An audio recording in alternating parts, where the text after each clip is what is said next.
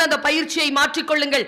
ஆர்ப்பாட்டமாக அமைதியாக பேசினாலும் என்ன பேசுகிறார்கள் என்பதனை யார் ஒருவர் கூர்ந்து கவனித்துக் கொண்டிருக்கிறோமோ அவர்கள் கடைசி வரைக்கும் உயிர்ப்பாக இருக்கிறோம். ஏனென்றால் நம்மை கடந்து போகின்ற அந்த ஒற்றை சொல் நம் கவனத்தில் படாமல் இருக்கின்ற பொழுது நம் வாழ்க்கையில் நிகழ்கின்ற மாற்றத்திற்கான காலம் தள்ளி போகிறது. அது தள்ளி போகாமல் இருக்க வேண்டும் என்றால் நம் வாழ்க்கையை நாம் கவனப்படுத்திக் கொள்ள வேண்டும் என்பதற்காக சொல்கிறேன். நீங்கள் கையில வச்சிருக்கக்கூடிய 13 Pro இல்ல உங்களுடைய மரியாதையை உலகத்திற்கு காட்டுவது. ஒரு ஷெகாவுனுடைய புத்தகம், ஒரு சிக்மெண்ட் ஃப்ராய்டனுடைய ஒரு புத்தகம், கையிலே டால்ஸ்டாயினுடைய புத்தகம், பாரதியின் புத்தகம், பாரதிதாசனின் புத்தகத்தை கையில வச்சுக்கிட்டு போங்க.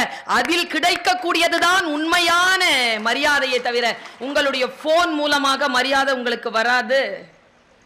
நீங்கள் வாழ்க்கையில் நிச்சயமாக ஜெயிக்க வேண்டும் என்றால் சில பழக்கங்களுக்கு நீங்கள் நோ